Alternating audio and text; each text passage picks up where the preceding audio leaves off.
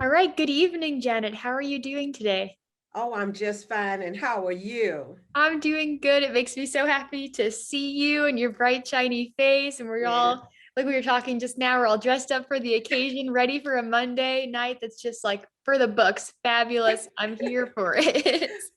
Well, I'm very happy to be here with you and glad that you reached out to want to find out more about the work that we're doing at the Arts Council. Yes, thank you so much for taking the time to talk with me and to explain a bit about your work because I think it's really cool. So, before we dive in, I want to introduce you properly. This is Janet Perkins. She is the Community Development Manager of the Arkansas Arts Council. And so, I'm not sure, Janet, how many people know what it means to be the Community Development Manager of an Arts Council, which is like a government role, right? You're part of the Arkansas government.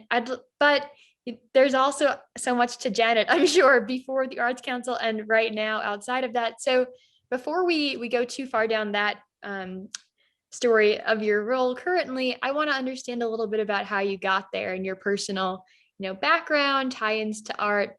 Where does that story start for you? Well, prior to coming to the Arts Council, I worked for a number of years for nonprofit organizations, local nonprofit organizations, for about 12, 13 years. From that, I went to work for a foundation that was located in Orlando, Florida.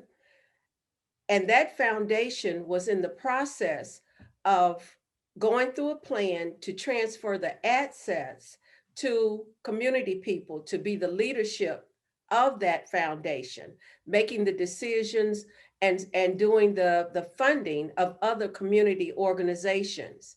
So from that, I left there in about 2006 or 2007. From leaving the foundation work, I started doing contract work with other foundations after I left the foundation. From that, around 2008, if you will remember, there was a downturn in the economy. Mhm. So a lot of foundations stopped using contractors, consultants to do some of the work that they had been contracting out. I did one more contract, and that was with the city of Little Rock. And when I did that contract, that was from 2010 9 through 2010. And at the end of that contract, I started to look for work. At that time, I saw an ad in the paper for the Arkansas Arts Council. They were looking for someone to do their community development.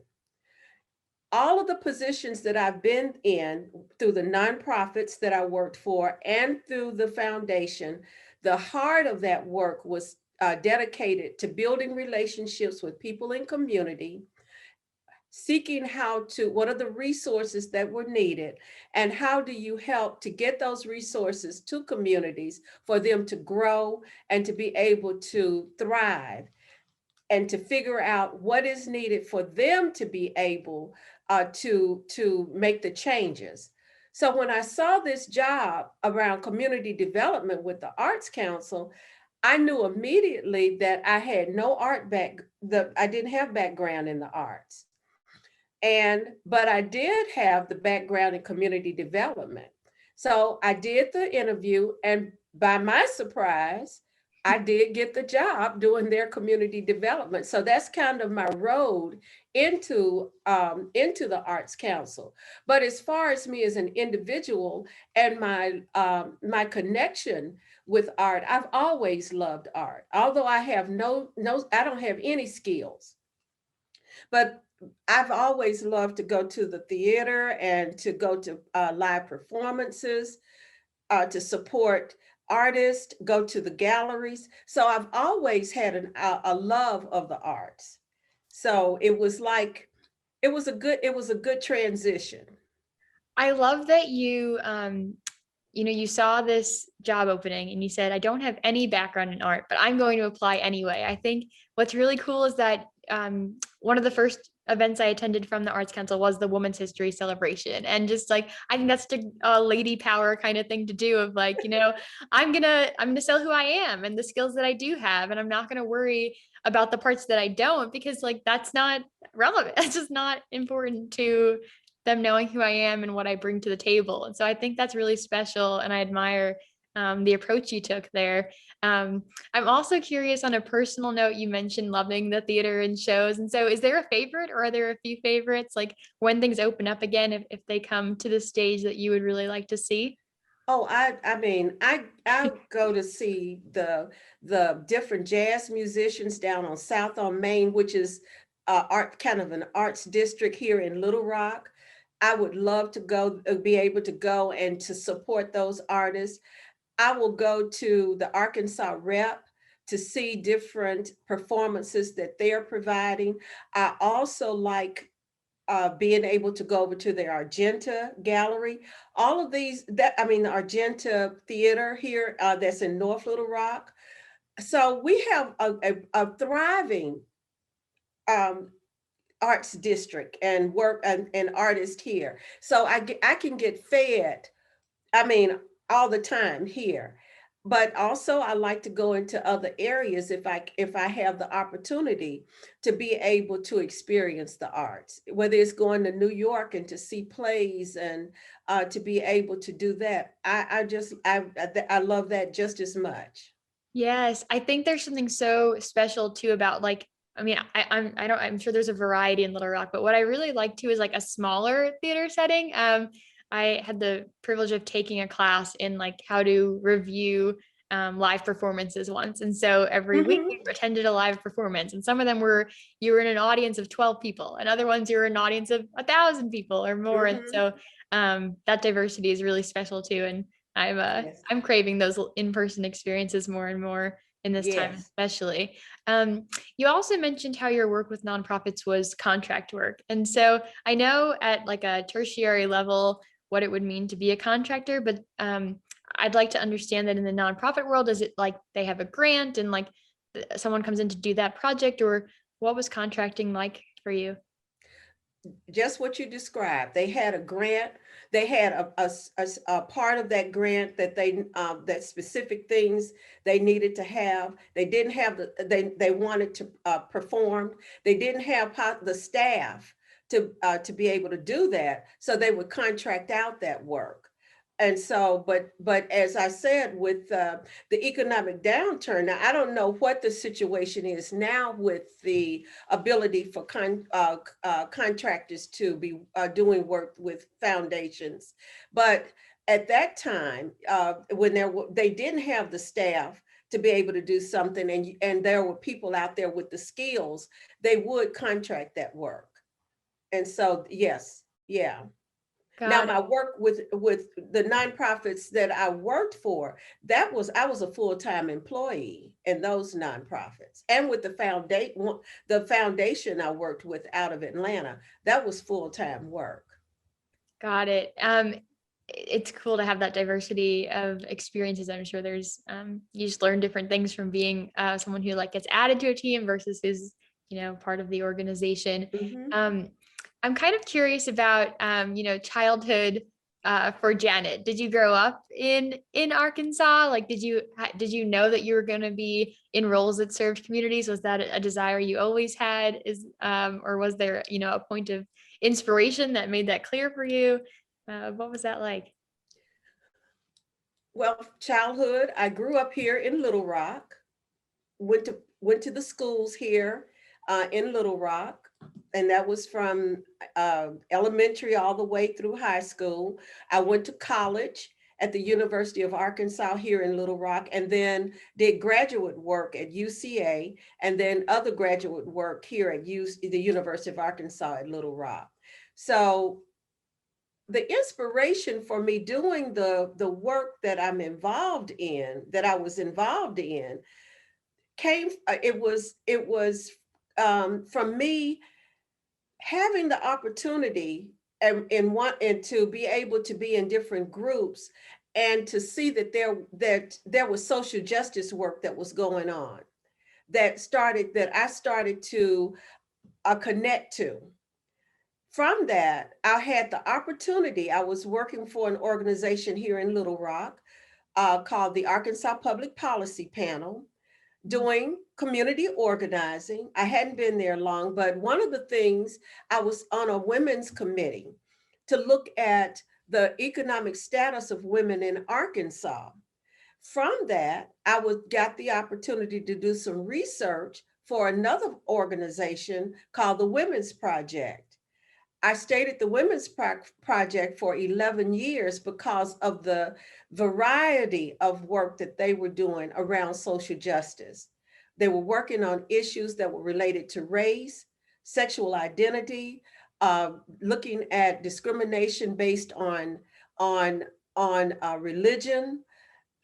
So it was making sure, regardless of who you are, that you had the opportunity to know that you should have a quality of life that is not reserved for some, it is for all of us. So I really did enjoy doing that work and recognize from that after I finished doing the work at the Women's Project and also at the foundation, I realized that those skills could be used whether I was doing nonprofit work or whether I was doing work that I'm doing now. The same thing is making sure that you're working with people and trying to figure out how do we have quality and the ability for people to be recognized and valued and be a part of whatever the organization, the agency. And so in my role as community development program manager, that's exactly what this job was about. Those people that and organizations that did not know about the Arkansas Arts Council, they were not a part of the Arts Council, to work in those different communities to make sure that the information was available and for us to continue to figure out how do we make sure that we're doing what our vision is about, and that is supporting and serving artists and cultural organizations in the state of Arkansas. So if we're going to do that, then through the community development program, do it through the community development. That's what we're trying to do, to make sure that we're doing the kind of outreach that people are given the information and know that we are available to work across these different communities, whether it's in rural areas, whether we're working with people of color, whether we're working with people with disabilities. We also have done our programs with the military, whether it's retired or whether they're active, working with people as they age. What we are trying to do is to make sure that we are making the arts accessible to all. And we work, with different organizations to make that happen. It's such powerful work, and I can see the tie-ins as you're telling your story, from this the Women's Project to here. I'm currently a graduate student, so I wrote a paper last night actually, and it was about these similar concepts of we read this book about an advocacy group, and they were meant to be representing maybe a large group, and they said that they were open access, but really when you looked at the details, like, you had to have a lot of free time to be able to be part of it. You had to have the ability to get transportation there. Like, a lot of their work was on laptops. Like, these are barriers that make access really actually not equal. And so I think it's so valuable that you see your community development role as, you have to consider these different details of, like, is everyone having the equal opportunity, and how do we take on the responsibility of making sure that they do? Are there, I don't know, just like maybe themes that you notice in your work, or like you talk about access to for all to the arts. What kind of things get in the way of that, or make that more difficult for some populations versus others? Well, one of the areas that we know that we have not been able to make as much impact as we would like, that's in the rural areas. For them to participate and to be a part of the activities and of the different programs of the Arts Council. But what we try to do is to make sure that we are getting out in the communities when we can. You know, COVID-19 has made it difficult. But let me just explain one thing that we are doing that we recognize through the work that we had to start with COVID-19. We do these series of workshops. It's called the Get Smart Learning Series, to provide different programs and workshops that are relevant to artists and to cultural organizations. Prior to COVID-19, we were doing those workshops and we did them face to face. And what we tried to do was to take them to different areas to make sure that we were making those inroads into rural areas. Sometimes we would do them, they would be local, they would be here in Little Rock.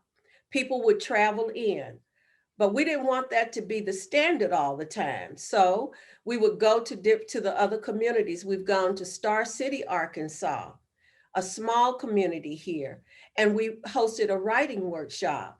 And to our surprise, at that writing workshop, people traveled in from Little Rock, from Pine Bluff, and from Helena, Arkansas to attend it.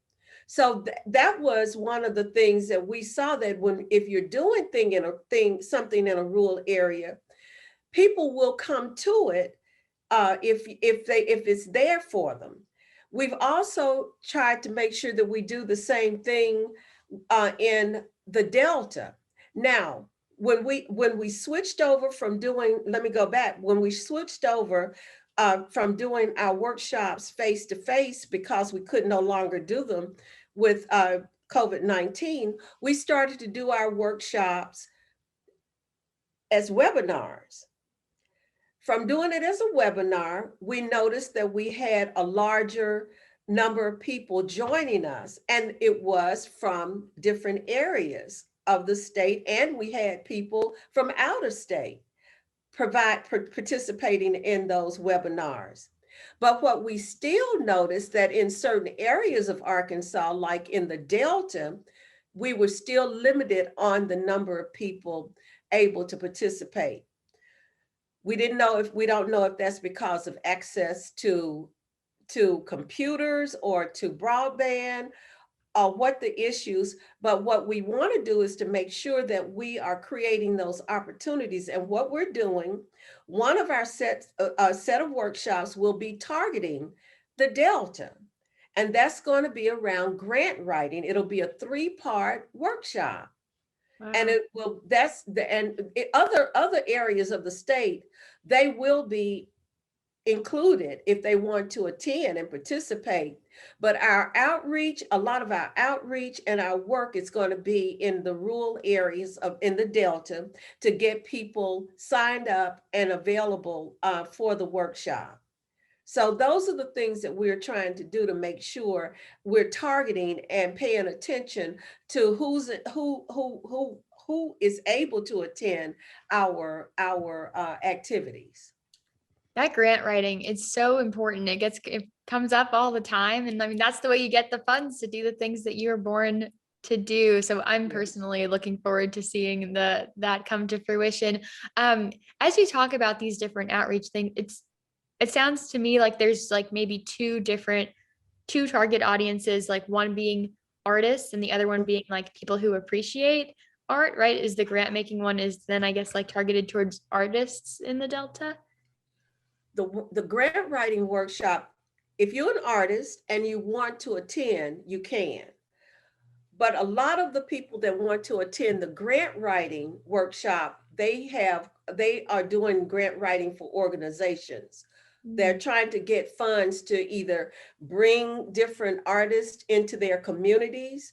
They have an organization that provides art, or some kind of performing artist. So those are the cultural organizations are mainly the ones that will attend the grant writing workshop. Now, artists, we also have done workshops that targeted grant writing for artists, and that has been by my coworker, providing information that is important for artists to pay attention to when they're doing their different applications for various programs through the Arts Council. But the one that we're doing, more than likely, the one that we're doing that's going to target the Delta, most of those will be organizations that will attend.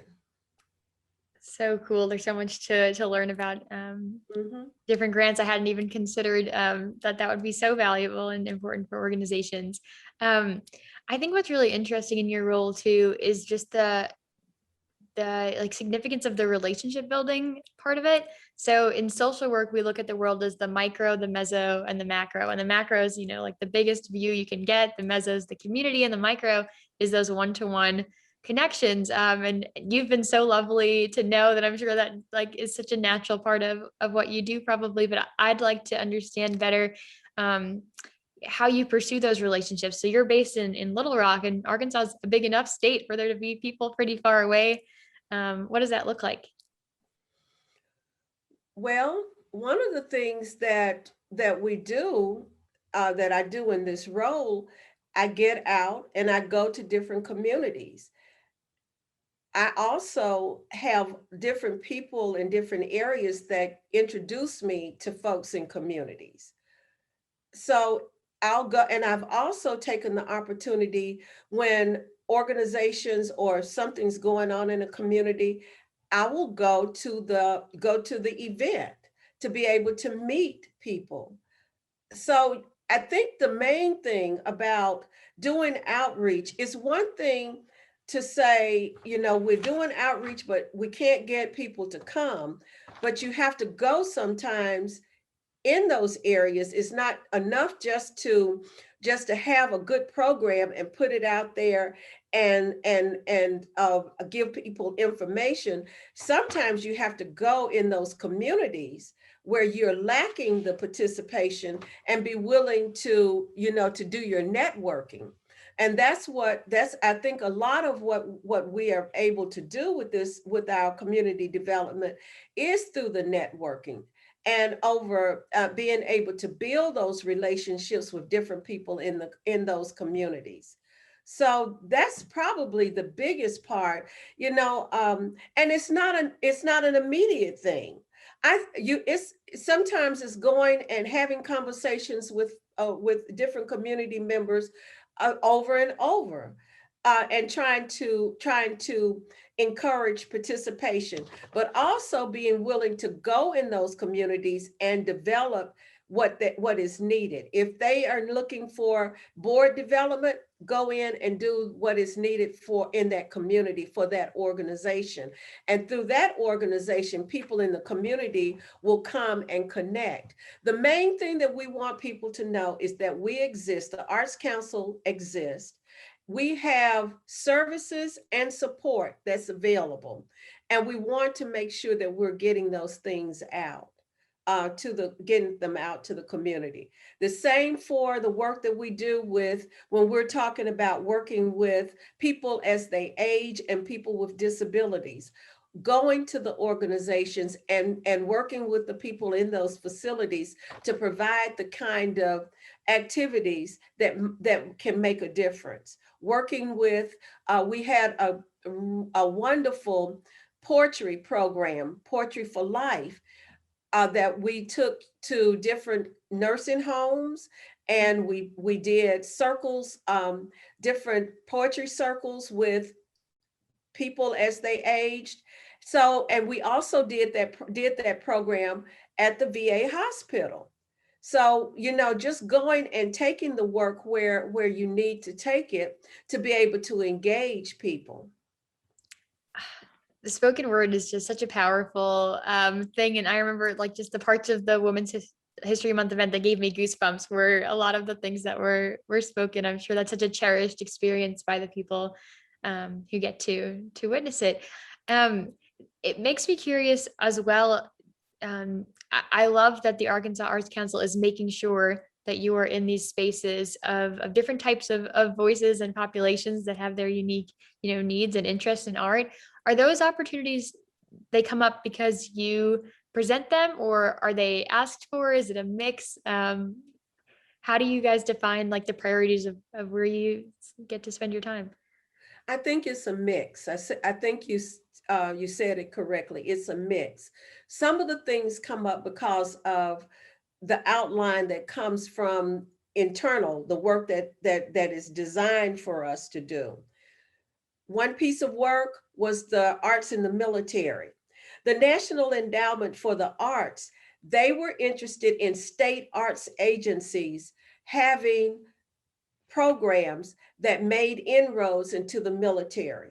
Now, they were interested in us doing that. And so the role from the community development standpoint was to get out there and to find the opportunities to be able to do that work.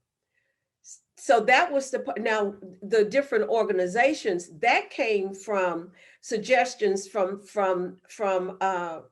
me about where I can find, where I had found I did people to be a part of the different groups that we would do the work with. We did it with, like I said, with the VA hospital. Well, from going to the VA, then we were able to have a program with the homeless veterans here. So, and then from that, we were going to do, trying to do even more work with the nursing home that was for the veterans. Unfortunately, one of the people that was very involved in doing a lot of the work with the veterans, the different veterans programs, she died. So we had to, regroup and start start over with some of the work. Well, not necessarily start over. That was a big loss, but we were able to continue to do some work because we had music that we were providing on different units there at the hospital. So, it's about suggestions and making sure that you're out there and trying to figure out who's available and how do we make the connections with the resources that's needed, and how do we make sure that we're making those connections. So some of it, yes, comes from the internal of it being something that is mandated, but the other part of it is that suggestions are made, and that's what has been very fortunate about doing the Get Smart program, of doing the different series of learning series, that making suggestions, they have been taken and we're able to move on them. The Still I Rise Women's History Month celebration. I talked to Patrick Ralston about us doing this series of celebrating women artists and women authors. So we were able to do it. He approved it. So those things make a difference when you're able, because trying to figure out what's the way that we can best highlight all of the wonderful artists that are in this community, that's in this state, and there's so many. I think it means so much to the community too when their ideas are heard. Like it's great that you guys can be an outlet to pour into, and then people get to see the fruits of that in the programs that you produce. It means so much to it feeling like a collaborative effort. All of the programs you mentioned sound, just so like moving and meaningful, but I wondered if there are some of the projects that stand out most to you, or that have been particularly enjoyable or impactful for you to work on. I think that the Women's History Month celebration, because this was our first time doing it, that stood out. And the reason it stood out so much, we did our very first one on March the 10th, and that was an interview with Robin White. Janice Kearney interviewed her about her book, Beauty in My Bones. And the power of that interview and the comments that came from the participants, those that viewed that, it was amazing. they enjoyed it so much. And then as we moved on to our next celebration on March the 20th, celebrating artists, visual artists, we also had music from Janine Latrice Perez. And then women wrote about what does it mean about being a woman. So all of those two, and then the COVID-19, women talking about their experiences of going through COVID-19 and being able to survive. I just thought that all of those pieces, they were so appreciated by the people that attended. And it was such it women were willing to tell their stories. So it was wonderful that we had this platform that they were able to participate and to be able to tell their stories, and also to be able to highlight their art. I just thought that it was three wonderful activities. But we also have some of our workshops that we do for our cultural organizations that are really valuable. Like I mentioned before, the grant writing, we always have a large number that sign up and attend the grant writing workshops because it's such a needed skill, and we offer that to them. And we have done it now. We've done, like we're doing the 3-part series for the Delta. We did a 3-part series for grant writing. So that one always stands out a lot also.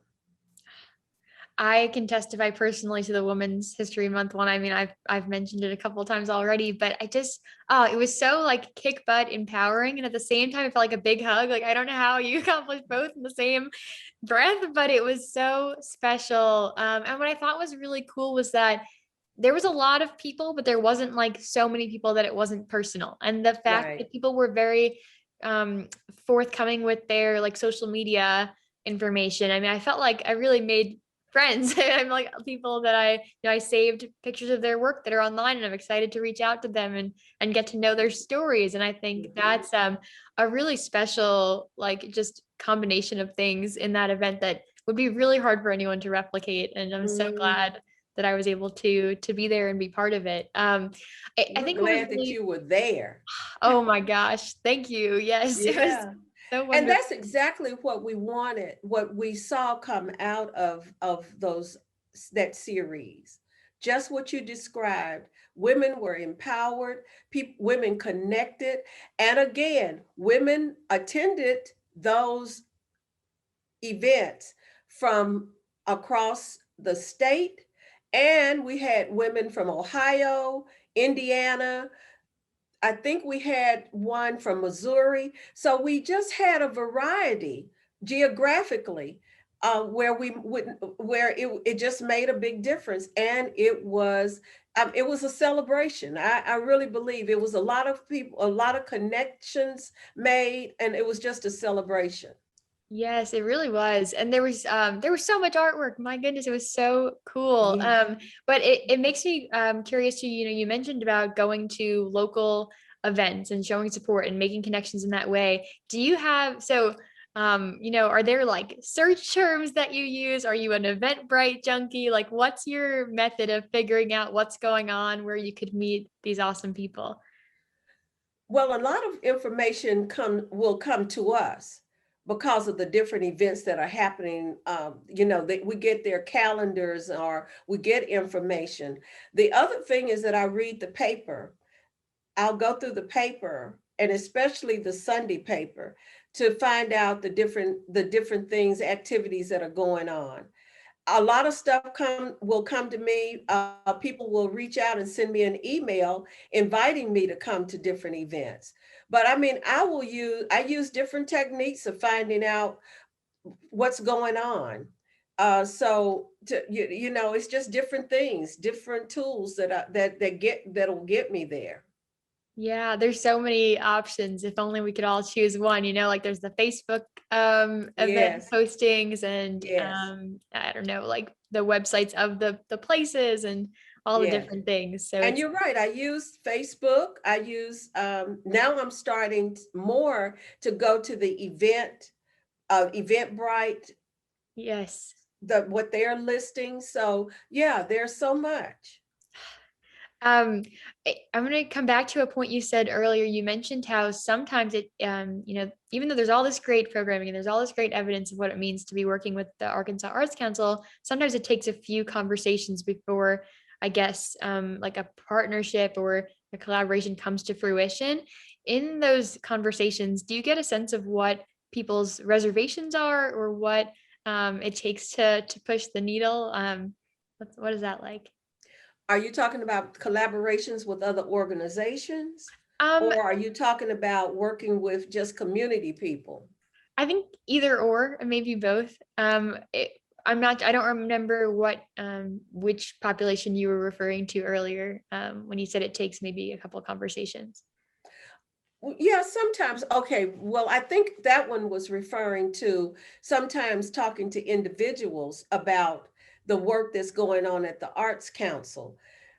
Sometimes I've had the experience of being with artists and they don't think that their work is good enough.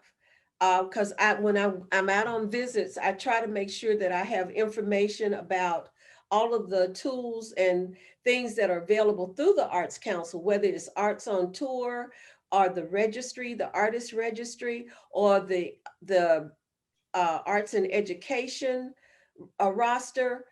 So I try to make sure I have the information to be able to share. A lot of times people will think, well, I'm not really an artist. I just kind of draw. And it's like, but your stuff is beautiful. To be exact, one of the women that was on the Still I Rise March the 20th event was very reluctant to do her work, put her work on there. And she did a beautiful piece. So I emailed her to let her know how much we appreciated her piece being a part of the visual arts slideshow. And she should think about other opportunities to be able to show her work. So that's one of the reluctance, being reluctant. Sometimes it's about people not necessarily knowing the Arts Council, who we are. Um, it doesn't take a lot, but they always continue, sometimes they continue to think that we're the Arts Center. They don't realize that there's the Arts Center and there's the Arts Council, the Arkansas Arts Council. So sometimes it's just that confusion about who we are and what kind of activities we have available. So that's those are the things that we sometimes we find, and we try to help people to understand how we can benefit. What are the things that we're doing through the Arts Council that's going to be beneficial to them. Yeah, you mentioned, was it Art on Tour? Is that one of the Yes, programs? that's Arts on Tour. And what is that like? Arts on Tour is an opportunity for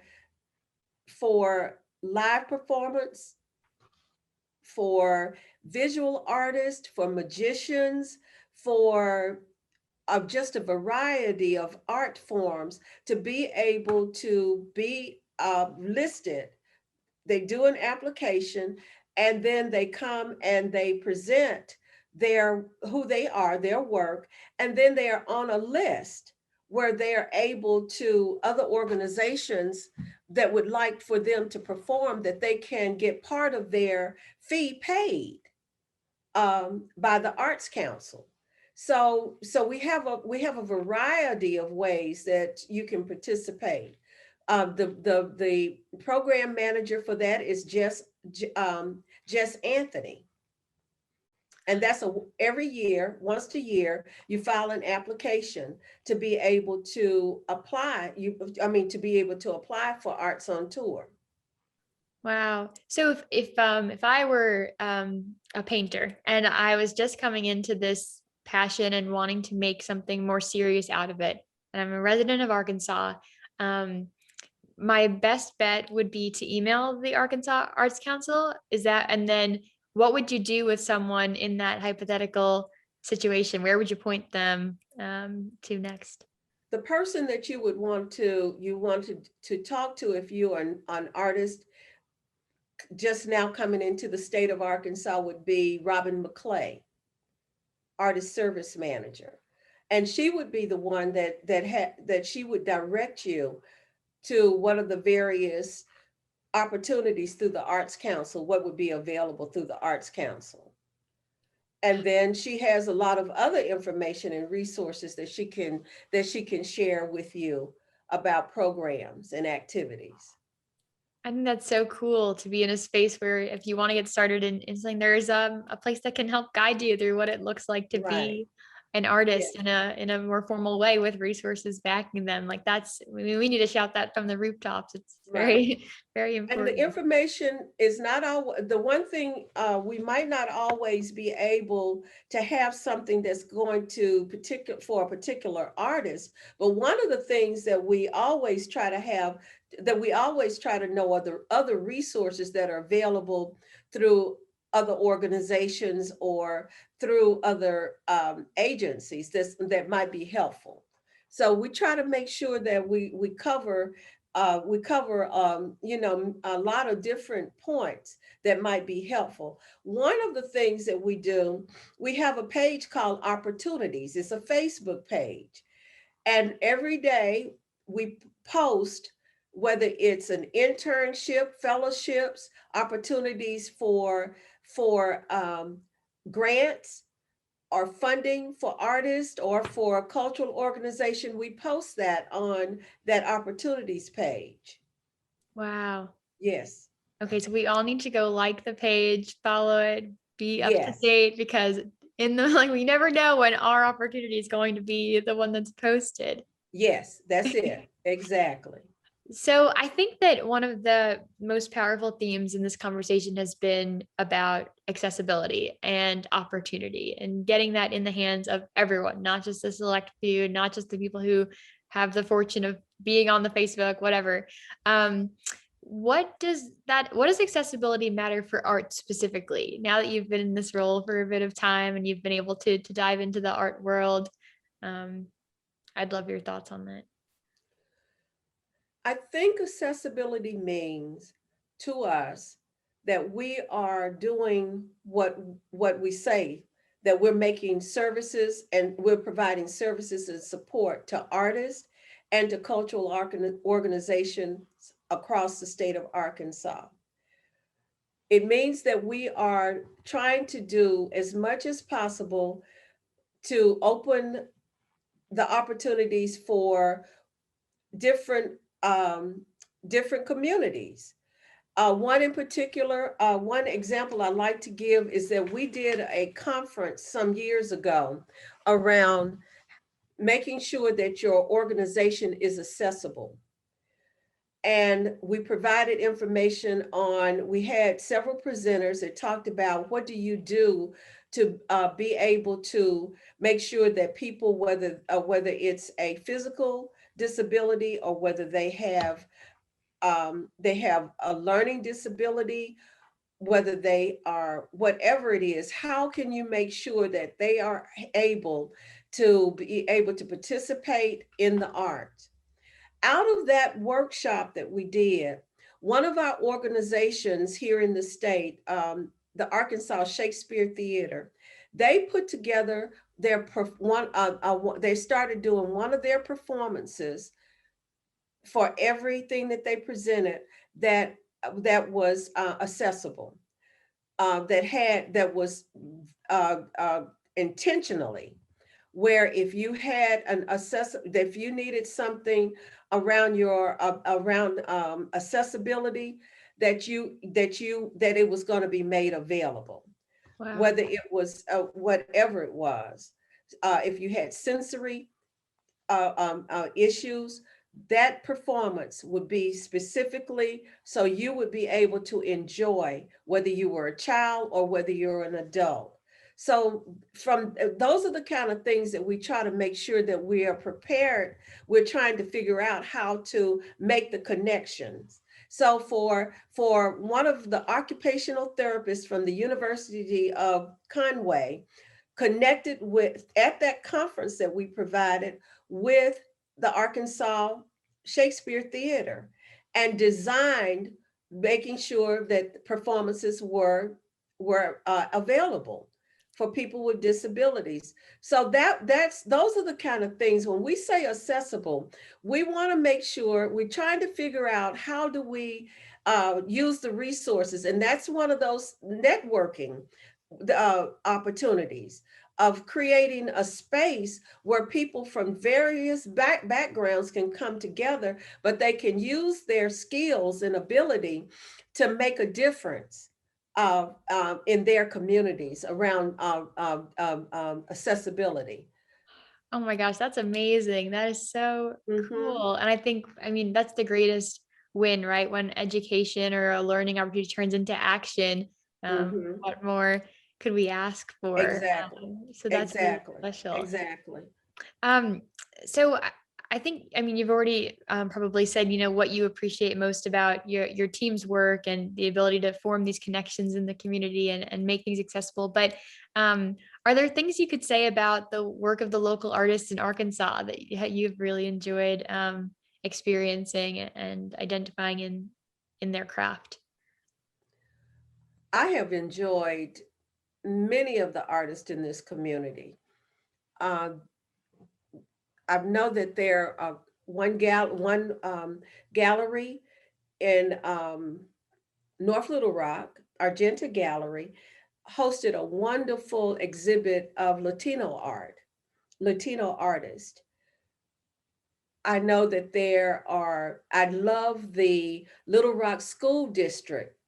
They do a yearly, I really did miss it this year and last year, they host this event where they highlight the art from the children that are part of the Little Rock School District. That's across the district.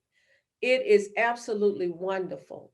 And some of the artwork that's there, you would think they're saying that these are little children, and I'm thinking I can't even draw stick people, and this is wonderful. So it's those things. I find pleasure in so many pieces of the work, and I've already mentioned I love the music from the local artist. We got some outstanding artists and the different places, the venues that are here that are providing the opportunities for them to showcase their music. That's just a big gift. So like I said, I have across the board. I just love so much of what the artists are doing here. So it's so many things.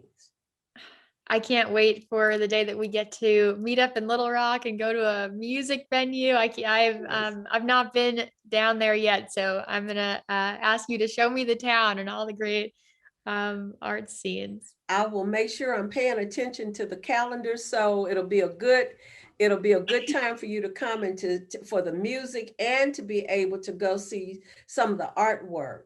The art center is doing a renovation, so I'm waiting for them to open back up to be able to go and to appreciate the new building and the exhibit halls and the things that they will have that they'll be presenting in the city. Ah, so exciting. Yeah, I'll so have to there'll be look plenty forward for to you it. to see. Good. I'm ready for it. So Janet, if people, are thinking this is such a cool career, I never envisioned this as an option, and now it's all that I can think about. What would your advice be to people who hope to one day, be your colleague? Doing community development. Yeah, working in, or even more broadly, if you want, like working in arts in a government capacity, any and all of those sort of things. Well, one of the things you just pay attention to the different announcements that come out that's related to the arts. That's one way to be able to identify. Same thing that I did. This job popped up in the paper as an announcement. You can look at the different state arts. Every state has a state arts agency, so you can look at the different announcements that come through those agencies to see if there's anything available to be able to work in the arts. So I think there are a lot of different, roads to get here. I imagine my colleagues would, I'm not real sure all of the different things. Some, I know many of my colleagues are artists. So they came from doing either music or they were um, uh, painters. So Patrick Ralston, he's a photographer. So they bring those skills, but pay attention to the different announcements that come through the different arts agencies. That That's I great think that would be advice. one of the most beneficial ways of being able to look at to see what's available. Yeah, I think that it's so interesting. Like there's so much information out there. Like the answers to many things are at our fingertips, but it's about like narrowing our searches or knowing where Hmm. to look. And so Hmm. there are Hmm. opportunities. These are not like it's just about knowing where to be and how to find them. So thank Right. you. Um, Also, I wondered what is advice you would give maybe either to local artists or and also to just anyone in Arkansas if they're not aware of art right now or um, um, yeah, just like about your group and any encouragement you have for them of finding some passion in art that speaks to them. Well, I think again to if you're an artist, to do the research and to identify the different organizations that are out there, like the Arts Council. When you see things that are coming through the Arts Council, if even if you are not real sure, just reach out to us to see if there's some information that we can provide that's going to give you some direction. I think that the main thing is just start to look at the different venues that's available. So I'm not real sure I think that if you questioning whether you should get involved in the arts,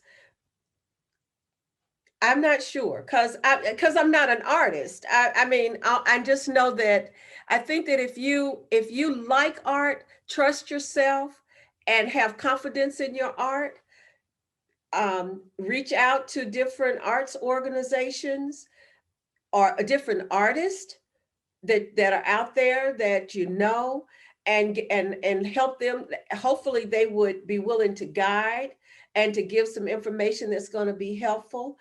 And I just think that if you're just a person in the community and you're wanting to get different information about the arts, about the art, reach out to the Arts Council. That's the reason we're there. That's what we want to do, is to provide that kind of information and the opportunity for you to learn more about the Arts Council, but also about the various organizations that are in this state that's doing different work. So that's about the best I could do best I could say is to reach out to the Arts Council. And I think that's very like wise and practical and just valid. One of the greatest learnings for me in doing these in having these conversations has been that people are only an email away. Like we make up, I don't know if but people, I personally, I make up these situations in my head where everyone's too busy or too powerful or too something that makes me unqualified to talk to them, which is crazy because we're all humans and if we're sincere and you're polite and like you have good intentions, there's no harm in sending the email because at worst they don't respond. And if you have it, Right. templated already, you can send it to multiple people and you're not wasting any time. And Right. I think too, if people are intimidated by in-person conversations, like COVID has removed all of those requirements. You can Right. make your life over these, these Zoom meetings. And so that should be an encouragement, Right. which is I really think good. that you said the right thing. Just reach out. Whether you you feel that you might be approaching the wrong person, or you don't feel that you have what it takes, just reach out. I have had people to send emails that looking for how to get their books published. So we're able to make some recommendations of other people for them to talk to, or how do I get into a gallery? So we're able to give, that's the one thing about us being a state arts agency, is that we have a variety of information that we're able to share. And that's the reason we're here. So I would just say reach out. And we, if the information is out there, we're willing to share it, and we're willing to do research. We have people that ask us questions that we don't always have the answers, but we're willing to do the research to be able to make the connections to get you the information.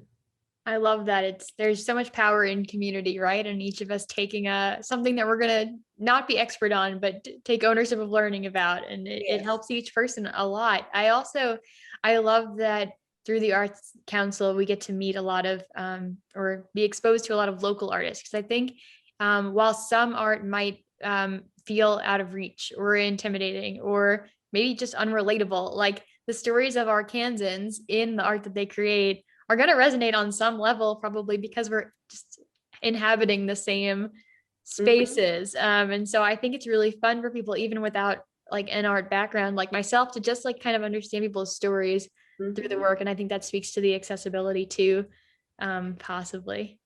Just recently, the Governor's Arts Awards was we did that. That was virtual, and it's on our Facebook page. That's a great tool if you wanted to see other artists and the variety of work that's out there. That it was really it was absolutely a good group of of people that received the awards.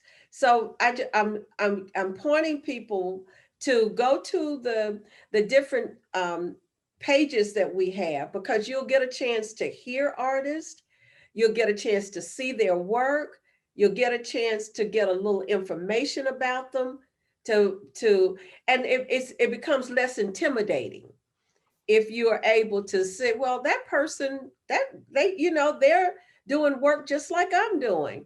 So it gives you a little more, another lens to look through, and also how you see yourself. Yes, it's so powerful. And you can do Mhm. it from the comfort of your couch with a good Yes. tea and a hot cocoa, or not, I don't know what season I think I'm in, with some iced tea and some Right. Right. whatever ice cream. But this has been so lovely, Janet. I want to just end on this note of, what do you want people to leave knowing about you, about the Arts Council, and what are you looking forward to? Well, I would like for them to know that we are available, which I think that I have said in more and more in times.